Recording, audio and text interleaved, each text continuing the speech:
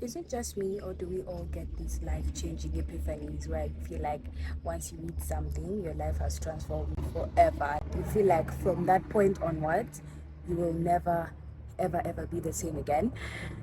I think I have those so many times. This past period has been very interesting in that I have had a lot of epiphanies, a lot of realizations about myself. I don't know how long I'm going to be holding this camera, but I just thought that I might show up because I made a vow to myself to show up on this channel, and as a commitment, every single Sunday a video should be up. So I just came here to give I'll keep moving, to kind of give a testimony. So the one thing that I realized about myself was this thing, that this book that I'm reading, and I think I started a series on my other social media, revealed to me something that I think I carry so much, which is justification. And given that I've been correlating it with scripture and all these things, I realized that I have so much power over myself, but I justify my actions so much and I victimize my person so much as one who does not have power over my will. Does that make sense? And regardless of how much I have shown up here, and I think sometimes people think that when you show up here, you're some kind of perfect person, or you're some kind of person that doesn't have any struggles or any challenges. To be honest, you do have those life challenges as much as anyone else, and those realizations as much as anyone else. And so one thing that I realized that I had was justification, in that my emotions, my feelings were validated by me so much more than my goals, so much more than my purpose, so much more than the thing that I was supposed to do. And I know whenever I come on this page, I'm always talking about doing something, productivity. I don't mean necessarily getting things done in terms of school, in terms of work and things of that sort, but even when it comes to emotional capacity, when it comes to social connection, when it comes to having mastery over yourself, in terms of appetites, in terms of thoughts, in terms of meditations, in terms of opinions, all those, you have goals towards achieving a better sense of self or a better version of self in those particular aspects. So anyway, the justification. And I realized that whenever I didn't do something, I had the right to say, at least I thought about it, at least I have the intention, at least I have the plan, at least I have the schedule, at least I have the routine. The question is, when is it always going to be day one for you? And you know, sometimes they say, oh, is it one day or is it day one? When's the day two?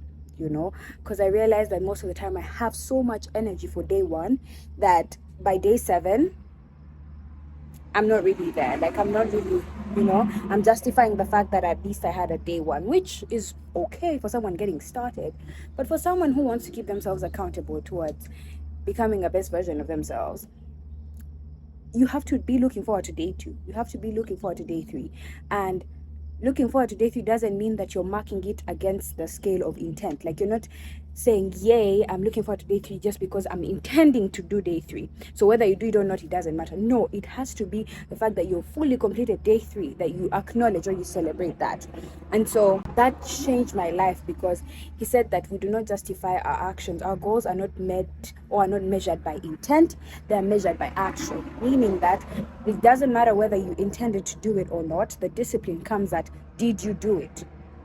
The intention is great, highly appreciated, but not the level you're trying to grade yourself. So over these past couple of days, I've been doing this thing of a challenge where I have tasks for the week, and my goal is to accomplish those things. And if I even go halfway in an activity, doesn't matter how much I tackled, if I didn't do it fully, I don't give a grade for it. And so I end up seeing how much inconsistency builds up over time, because I always justify intention, because I always justify bare minimum.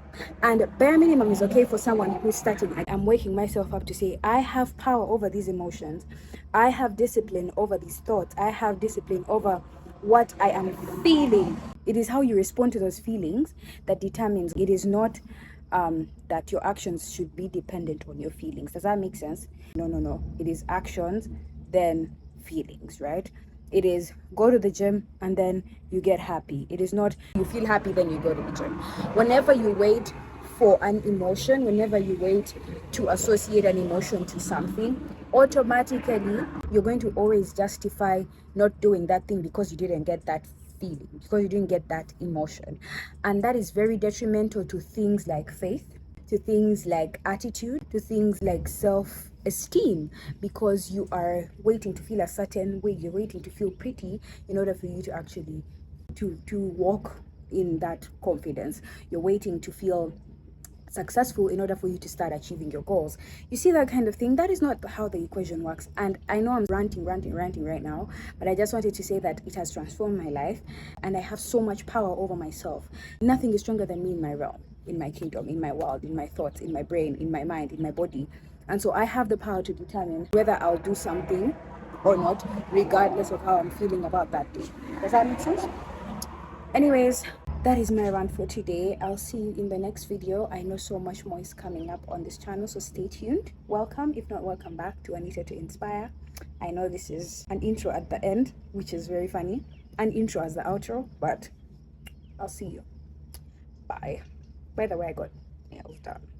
I did bold red because I'm stepping out of my comfort zone, and so should you.